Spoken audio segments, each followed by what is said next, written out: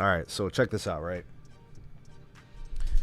Uncle Sneed needs to have a heart-to-heart with some folks out there.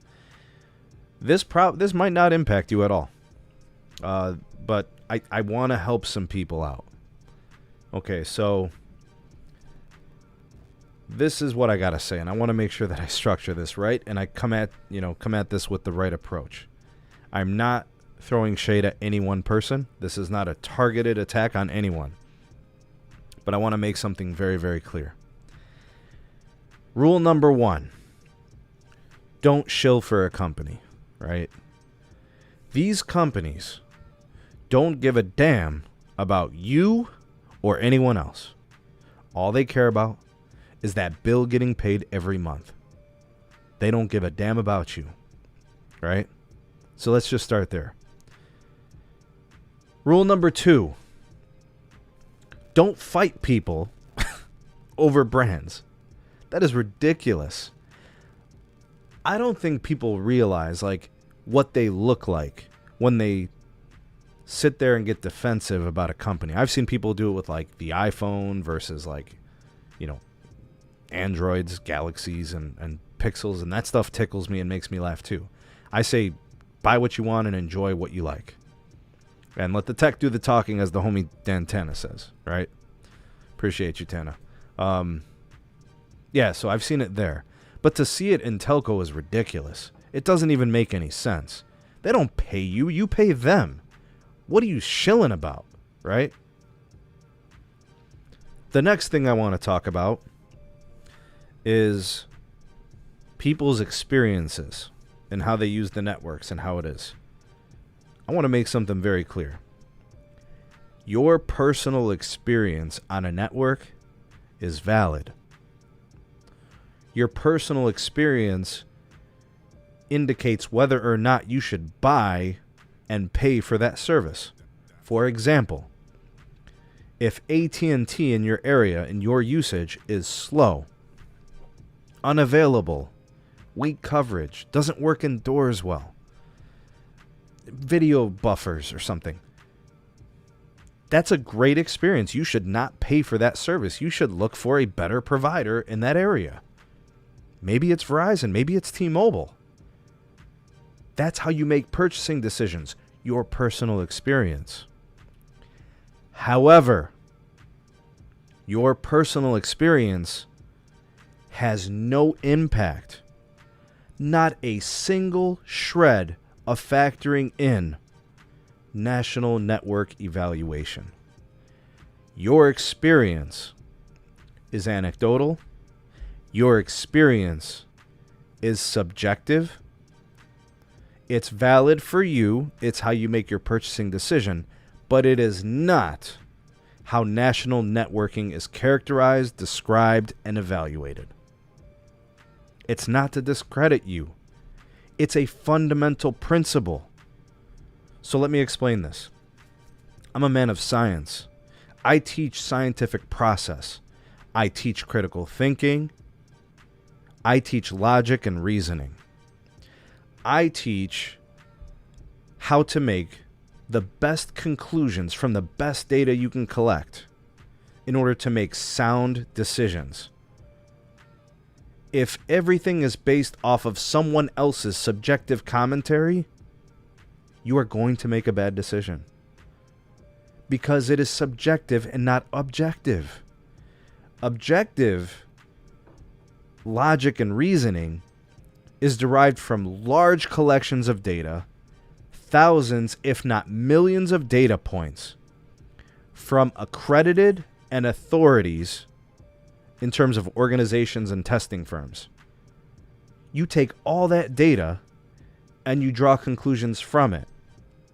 Root metrics is scientifically designed to reduce or eliminate variables that could create inconsistencies. OpenSignal and Ookla are crowdsourced. It's also data, it's just different. It's collected differently. They're all data points. They go into this calculation and how we evaluate national networking. Your personal experiences do not qualify as being objective. They qualify as being subjective. If you can't understand those differences, then I recommend going to like Webster's Dictionary, maybe going to a website and try to figure that out into your, wrap your mind around that concept. But here's what I know. If you make all the decisions in your life and you base it off of specifically one type of reasoning, right? Whether it's subjective or objective, you're not going to come up with good outcomes. Certain situations call for objectivity. Some calls for subjectivity, right? But if I'm evaluating national networks, why the hell would I use my subjective experiences? That's one place. That's one person. It's one collection of data. It's not reflective of a national network. These are important concepts. In the beginning of the show, I said, we have to do better and be better. Because right now, certain individuals are trying to paint a picture using their personal subjective experiences and saying, this is the law, this is it. No. Humble yourself. You are not the center of the universe. You are one person using their cell phone at a specific place at a specific time. A single cell tower in Brunstucky, Ohio does not represent the reflective experiences of the entire nation of a network. You do not evaluate a national network on a speed test or 2 speed tests or 1,000 speed tests. That's not even the right way to do it. Speed testing does not even factor in 90% of the use cases of a smartphone. It's a data point. It's part of the equation. But there are 20 parts of the equations. There are a million parts of the equation. We have to do better and be better. There are different ways that you can support the SMT. One of them, obviously, is to rate the video. That helps. You interact with the content, comments and likes and shares and those things. But if you want to be more directly supportive of your content creators, the way that you do that is with supports like the Buy Me a Coffee link. You can support us that way. There's also the other donation type supports. Really what I want to do is grow the communities within Patreon and the YouTube memberships, and more so the Patreon, because I can give you more through Patreon.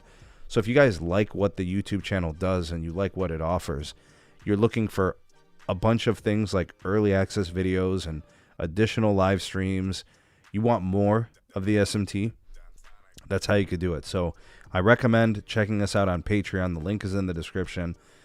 But if you don't want to do that, then you can support us lots of other ways. In the description, you've got the coffee link. You've got other stuff. There's ways to support the channel. Of course, if you need service, but you want a good value, you're sick and tired of price hikes, you're looking for a better deal, we have partnered with Mint Mobile. All right, use our partner link. It's in the description.